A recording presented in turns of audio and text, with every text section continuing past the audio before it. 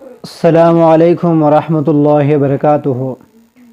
اللہ تبارک و تعالیٰ کا لاکھ لاکھ شکر ہے کہ اللہ تبارک و تعالیٰ نے مجھے رمضان مبارک تک اللہ تبارک و تعالیٰ نے مجھے زندہ رکھا اور کچھ بولنے کی توفیق دیا۔ اللہ تبارک و تعالیٰ کا لاکھ لاکھ شکر ہے۔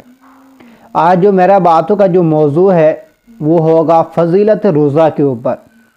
روزہ کی کیا کیا فضیلت ہے، روزہ میں کیا کیا کرنا چاہیے۔ سب سے پہلے ہم سنیں کہ روزہ میں کچھ چیزیں مستحب ہے، افطاری میں کچھ چیزیں مستحب ہے۔ نمبر 1، افطاری کرتے وقت کھجور ہو یا چھہارے ہو، اگر یہ نہ ہو تو پانی سے افطار کرنا سنت ہے۔ نمبر 2، افطاری میں جلدی کرنا، جب آپ کو شبہ نہ رہے کہ ٹائم ہو گیا ہے، آپ کو یقین ہو کہ ٹائم ہو گیا ہے تو آپ جلدی افطاری کر لیں، یہ بھی سنت ہے اور مستحب ہے۔ اور سحری کا ٹائم، آخری وقت میں سحری کھانا، یہ بھی سنت ہے۔ نبی کریم صلی اللہ علیہ وسلم نے ارشاد فرمایا کہ پچھلے امتوں کو اللہ تبارک و تعالیٰ نے سحری جیسے چیزیں نہیں دیا تھا، اس لیے ہم لوگوں کو سحری جو ہے، سحری کرنا سنت ہے۔ سحری میں کچھ نہ کچھ ہمیں کھانا چاہیے، سحری کھانا سنت ہے۔ اگر بھوک نہیں ہے کم سے کم پانی ہی ہم پی لیں۔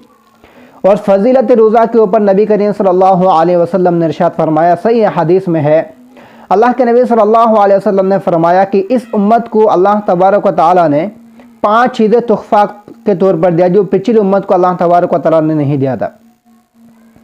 نمبر 1، کہ روزہ دار کی جو منہ کی بدبو ہے اللہ تبارک و تعالیٰ کے نزدیک مشک سے زیادہ پسندیدہ ہے۔ انسان کو جب روزہ کے حالت میں بھوک لگے، پیاس لگے اور روزہ کے حالت میں پھر منہ سے بدبو آتا ہے، وہ بدبو اللہ تبارک و تعالیٰ کے نزدیک مشک و عنبر سے زیادہ پسندیدہ ہے۔ نمبر 2، کہ روزہ دار کے لیے فرشتے ہمیشہ دعا کرتے رہتے ہیں، یہاں تک کہ افطاری ٹائم تک کے، افطاری کے وقت تک کے اس انسان کے لیے دعا کرتے رہتے ہیں جو روزہ دار ہے۔ اور نمبر 3، روزہ داروں کے لیے جنت ہر روز سجائی جاتی ہے کہ میرے بندہ عنقریب اپنی مشقتیں برداشت کر کے، اپنے پریشانیاں برداشت کر کے تیرے پاس آئیں گے، یہ کہہ کر اللہ تبارک و تعالیٰ روزہ داروں کے لیے ہر روز جنت کو سجائے جاتے ہیں۔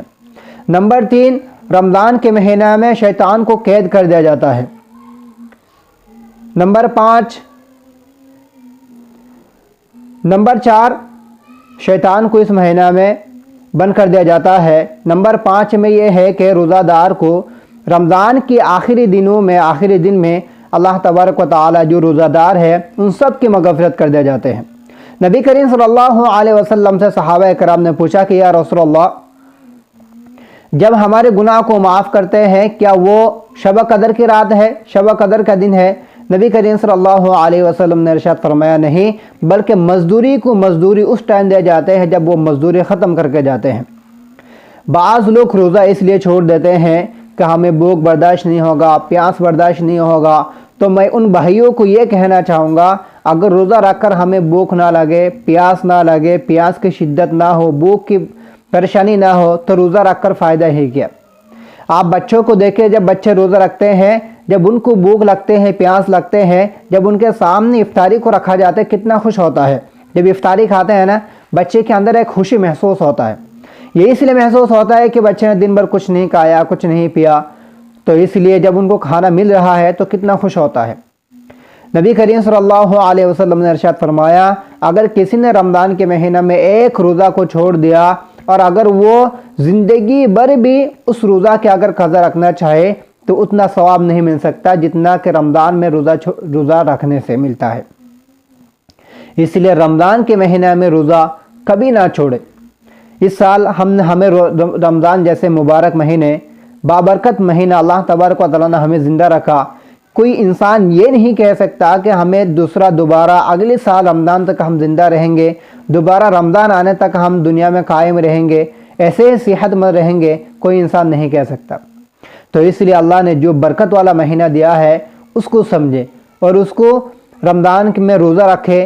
روزہ یہ نہ سوچے کہ ہمیں بھوک لگے گا، پیاس لگے گا، ان چیزوں کی برداشت نہیں ہوگا، بدن میں کمزوری آ جائیں گے۔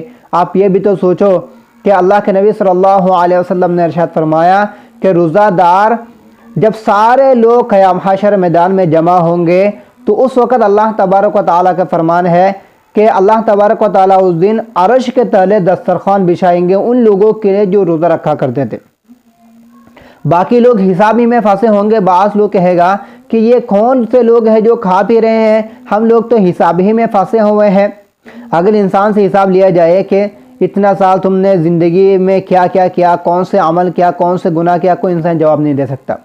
12 گھنٹہ کی بھی اگر حساب کیا جائے تو انسان حساب نہیں دے سکتا، پتہ نہیں ہم نے ایک دن میں کتنا سارا گناہ کر دیا ہو۔ تو اس لیے نبی کریم صلی اللہ علیہ وسلم کا فرمان ہے کہ جب لوگ حسابی میں پھنسے ہوں گے تو جو روزہ رکھا کرتے تھے، بھوک برداشت کرتے تھے، پیاس برداشت کرتے تھے، ان کے لیے اللہ تبارک و تعالیٰ عرش کے تلے دسترخوان بچھائیں گے اور روزہ دار کو کہا جائے گا کہ تم کھاؤ پیو۔ اس لیے اللہ تبارک و تعالیٰ ہمیں رمضان کے مہینہ میں روزہ نہ چھوڑے۔ رمضان کے مہینہ میں اللہ تبارک و تعالیٰ روزہ کو رکھنے کی توفیق دے، اور روزہ دار جب روزہ رکھ کر افطاری کے ٹائم دعا کرتے ہیں اللہ ان کے دعاؤں کو کبھی رد نہیں کرتے۔ ہم نے 11 مہینے تو روزہ رکھا ہوا ہے۔ ایک آخری بات میں بتا کر باتیں ختم کر دوں۔ رمضان جو روزہ ہے، روزہ انسان کے لیے ایک ڈھال ہے۔ نبی کریم صلی اللہ علیہ وسلم کا فرمان ہے کہ انسان کے گناہوں کے لیے روزہ ایک ڈھال ہے۔ جب تک ہم اس کو پھاڑ نہیں ڈالیں گے تو وہ ڈھال بن کر رہے گا۔ پھاڑنا کیسے ہے کہ جیسے 11 مہینوں میں ہم جھوٹ بولتے ہوئے آ رہے ہیں، وہی جھوٹ روزہ رکھ کر بولنا شروع کر دیا۔ وہی غیبت جو ہم 11 مہینوں سے بولتے ہوئے آ رہے ہیں، وہی روزہ رکھ کر ہم نے غیبت کرنا شروع کر دیا۔ وہی چگلی، وہی جھوٹ، وہی دغا، وہی چیزیں، وہی ہر چیز اگر کرنے لگ گئے تو روزہ رکھ کر کوئی فائدہ نہیں ہے۔ سمجھو کہ ہم نے روزہ تو رکھا ہوا ہے لیکن روزہ رکھ کر ہم نے اس کو پھاڑ دیا، وہ چیزیں ہمیں حاصل نہیں ہوگا۔ روزہ رکھ کر جو ثواب ملتا ہے ہمیں وہ ثواب نہیں ملے گا۔